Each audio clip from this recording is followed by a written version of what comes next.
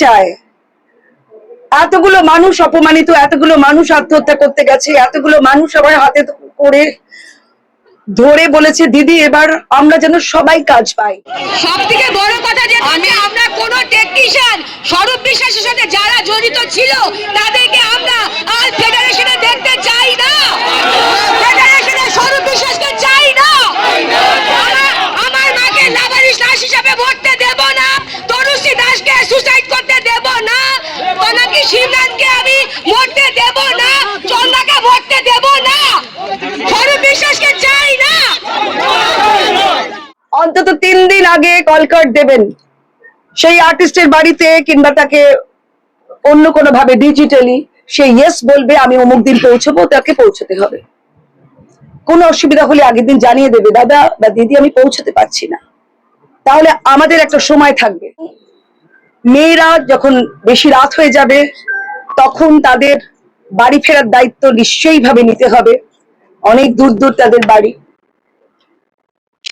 Job করে ইন্দ্রপুরীর সামনে ছেড়ে দিল কিংবা টেকনিশিয়ানদের সামনে ছেড়ে দিল, ওইখান থেকে আপনারা ব্যবস্থা করে অ্যাকশন নেওয়া হবে, স্ট্রিক্ট অ্যাকশন।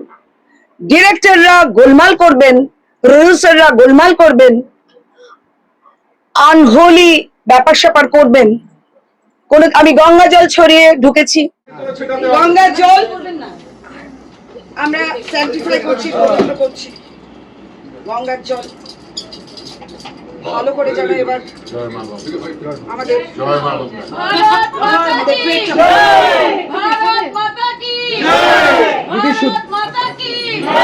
দিদি শুদ্ধিকরণ হলো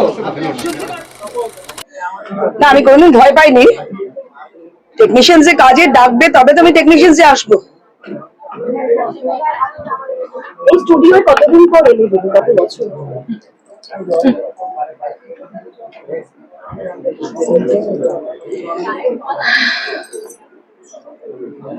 আমার প্রথম ছবি সোনার সংসার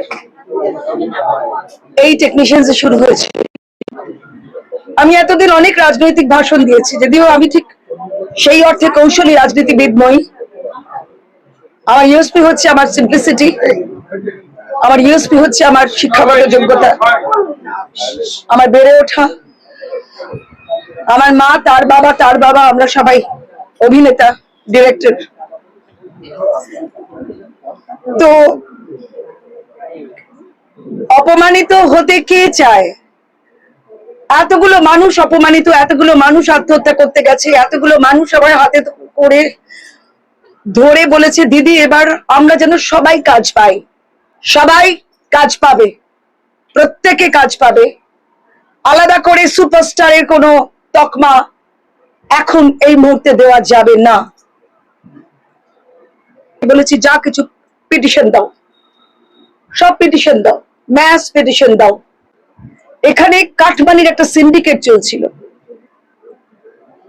একদম খোলা চিঠায় আমাদের এটা দিতে হবে। কাটমানি সিন্ডিকেট এখন থেকে বন্ধ, ব্যান সাসপেনশন বন্ধ, এসব আর চলবে না। কোনো আইনে নেই কাল থেকে তুমি সাসপেন্ডেড। আমার টেকনিশিয়ান বন্ধুরা কাঁদছিলেন। আমি একটি ছবি করতে গেছিলাম, একটা সামান্য আমাকে বললো দিদি এই দোলটা তুমি করলে খুব ভালো হয়। না রে আমার সত্যি শোভা নেই, না দিদি করো। আমি গেলাম, হঠাৎ এই খোকস ব্রাদার্স, আমি নাম দিয়েছি, আমাকে জায়েন্ট কিলার বলে সবাই, আমি রাক্ষস খোকস নাম দিয়েছি। কারণ তারা মানুষের পরিশ্রম, পারিশ্রমিকের টাকা খায়, পারিশ্রমিকের টাকা খায়। এর থেকে খারাপ আর কিছু হতে পারে না। তারা মানুষের মান খায়, রেসপেক্ট নষ্ট করে, এর থেকে খারাপ কিছু হতে পারে না। সেই ছোট ভাই, তার গুন্ডা হঠাৎ এসে, আমি এতদিন শুনেছি, আমি কোনোদিন দেখিনি, এই বন্ধ করো বন্ধ করো, এই তোমরা সাসপেন্ডেড।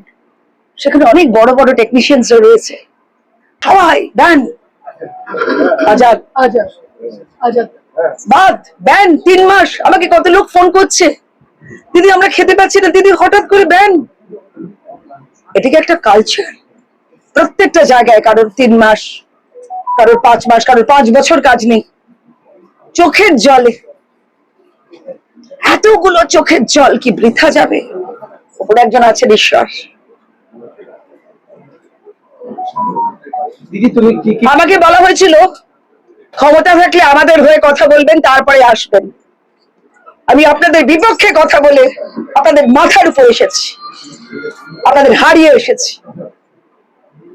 আমি শুভেন্দু অধিকারীকে, আমার শ্রদ্ধেয় চিফ মিনিস্টার, তাকে আমি অনেক অনেক নমস্কার জানাই। তিনি আমাকে সিটটা আমার জন্য বেছেছিলেন।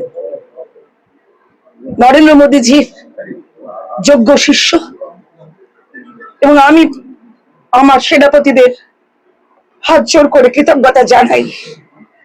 এই সিটটি কেউ নিতে চাইনি, ভেবেছিল যে প্রচন্ড শক্ত সিট। আমি প্রথম দিনই বলেছিলাম আমি পারবো, কারণ আমি জানি এর পেছনে অনেক চোখের জল। দেখুন, আমরা শিল্পী, আমাদের আবেগ, আমাদের প্যাশন সবার আগে। 21-এ আপনাদের একজন অভিনেতা, সে বলেছিল এবার কি রগরানি শো চালু হলো, এবার থেকে রগরানি শো চালু হোক, এই কথা ফেসবুকে। 21-এ আপনাদের একজন অভিনেতা, সে বলেছিল এবার কি রগরানি শো চালু হলো, এবার থেকে রগরানি শো চালু হোক, এই কথা ফেসবুকে। না, 2 মে তারপরে শুরু হয়ে গেল নৃশংস হত্যাকাণ্ড।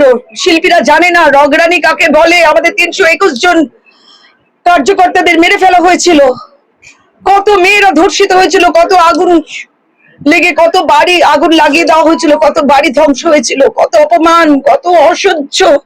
তার নিচে আরেকজন অভিনেত্রী লিখেছিল হা হা হা হা, হোক হোক হোক। আমি নাম বললাম না, আপনারা ফেসবুক খুঁজে দেখে নেবেন। প্রথম পরিকল্পনা হবে আগে সবাই কাজ করুক, প্রত্যেকটা ক্যাটাগরির সবাই কাজ করুক।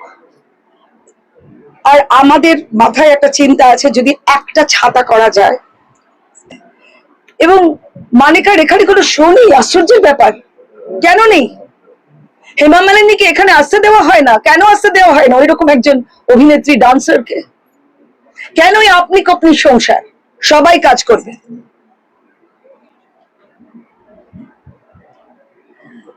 তোমার কি প্রশ্নটা ছিল? অনেকেই ক্ষোভে পেটে পড়ছিলেন। হ্যাঁ, ক্ষোভ হবে না? অভিমান এত বছর ধরে তাদেরকে কাজ করতে দেওয়া হয়নি এবং অদ্ভুত ভাবে অপমান করা হয়েছে, প্রচন্ড অপমান করা হয়েছে। আপনারা জানেন যাত্রা শিল্পীদের এই যারা কিনা জায়ান্ট বলছেন, তারা নিজেদের এত কিছু হনু মনে করেছিলেন। তারা যাত্রা শিল্পীদের এইভাবে আমাদের মতো সিনেমার পর্দায় বা আমাদের মতো সিরিয়ালের পর্দায় তারা রেগুলার আসেন না। তাদেরকে বলেছে যা যা যা যা শ্মশানের পেতনিরা, তো যা যা যা যা। কি অপমান তাদের! ইউনিয়ন থাকবে না, নো ইউনিয়ন। ইউনিয়ন করে বামফ্রন্ট সরকার শেষ করে দিয়েছিল আমাদের শিল্প সম্পদ। No union. তাহলে রাজনীতি থেকে স্টুডিও পাড়াকে আলাদা রাখা হবে? ন্যাচারালি রাজনীতিতে আমাদের ভারতীয় জনতা পার্টিতে কোনো ইউনিয়ন নেই, আমরা শুধু উন্নয়ন বুঝি। একটা সংস্থানে নারী সুরক্ষা, এটা নিয়ে আবার বহু বছর ধরেই মুভমেন্ট চলছে, এবং সম্প্রতি আমরা দেখতে পাচ্ছি অনেক শিল্পীরাই যেটা বলছেন যে মহিলারা পুরুষেরাও সুরক্ষাটা নেই এখানে সেইভাবে কাজ পেতে গেলে। পুরুষের সুরক্ষাটাও দরকার, শুধু মহিলারা অসুরক্ষিত নয় কিন্তু। দিদি তুমি নিজে রাহুলের বাড়ি গিয়েছিলে, কি হয় জানো? পরপর যদি বলবেন জানিয়ে রাহুলটা বলুন, রাহুল কি করবেন না। এটা সিরিয়াল, এটার মধ্যে অনেক অনেক মানুষের মাথার ঘাম, পায়ে ফেলা পরিশ্রম আছে। এটা এরকম নয়। রাহুলের পরিবার কি পেল তার জন্য আমাদের সচেষ্ট হতে হবে, এবং আমাদের একটা মিনিমাল প্রোটেকশন দিতে হবে। এখানে অঞ্জন বলে একজন আমার প্রোডাকশন ম্যানেজার ছিলেন, তিনি নৌকা ধরেছিলেন নিচে। যে কোনো দিন তার সাপ্লাই, তার পাটা, মানে সেই সময় সাপ্লাই তার পা বেঁধে যেতে পারত, তার অনেক কিছু হতে পারত। তখনকার দিনে এইরকম সিস্টেম ছিল। কোনো সুরক্ষার কোনো জায়গা নেই। সুরক্ষার জায়গা কোথায়? নারী সুরক্ষা এবং নারী সুরক্ষাতে হেল্প ডেস্ক থাকবে, এবং মেয়েরা যখন বেশি রাত হয়ে যাবে তখন তাদের বাড়ি ফেরার দায়িত্ব নিশ্চয়ই ভাবে নিতে হবে। অনেক দূর দূর তাদের বাড়ি, জব করে ইন্দ্রপুরীর সামনে ছেড়ে দিল, কিংবা টেকনিশিয়ানদের সামনে ছেড়ে দিল, ওইখান থেকে আপনারা ব্যবস্থা করে নেবেন। না না না, একদম যাদের যেখানে বাড়ি তাদের ডাকবেন না, তাদের ডাকবেন না। এবার থেকে আরেকটা জিনিস আর সবাইকে রাত্রি 11টায় 12টায় 1টায় বলবেন না কালকে আপনার সকালে ছুটি। আমাদের সময় ছিল গল্পগুলো বাদ দিয়ে টিআরপি মেশিন কতদিন ধরে কোন বাড়িতে রাখা আছে সেগুলোর হিসেব আমাদের এবার দিতে হবে। টিআরপিটা কি, ওই মেশিনটা কোথায় কোথায় রাখা আছে, কোন বাড়িতে রাখা আছে, কোন কোন বাড়িতে কত বছর ধরে রাখা রয়েছে, একই পরিচারক পরিচারিকা বা বাড়ির বৃদ্ধ মানুষরা তারা দেখেন। ওই টিআরপিটা কি, রাত্রির 12টার সময় 11টার সময় আগের দিন রাত্রিরে বলতে পারবেন না যে কালকে তোমার শুটিং আছে। এটা কিন্তু কোনো পশুকে খাবার ছুঁড়ে দেওয়ার মতো কোনো অ্যাটিটিউড আর আমরা নেব না। এবং আগের সময় কল কার্ড দেওয়া হতো, অন্তত 3 দিন আগে কল কার্ড দেবেন সেই আর্টিস্টের বাড়িতে, কিংবা তাকে অন্য কোনো ভাবে ডিজিটালি সে ইয়েস বলবে আমি অমুক দিন পৌঁছবো, তাকে পৌঁছতে হবে। কোনো অসুবিধা হলে আগের দিন জানিয়ে দেবে, দাদা বা দিদি আমি পৌঁছতে পারছি না। তাহলে আমাদের একটা সময় থাকবে, তাদের প্রডিউসারদের একটা সময় থাকবে। কল কার্ডে আর্টিস্ট ডাকতে হবে, টিআরপির গল্প বাদ হয়ে যাবে। টিআরপি নিশ্চয়ই থাকবে, কিন্তু ওই টিআরপির জন্য আগের দিন ভাই এই ট্র্যাকটা ভালো হয়ে যাচ্ছে তাহলে এই আর্টিস্টকে আমি ডেকে দেবো না, সেটা চলবে না। যদি টিআরপির সঙ্গে গল্পও জড়িয়ে থাকে, মানে টিআরপির মূল কারণ ওই টিআরপি মেশিন গুলো কত বছর ধরে কত যুগ ধরে মানুষগুলোর বাড়িতে রয়েছে সেগুলো আমাদের জানতে হবে। আপনি যে আপনি গল্প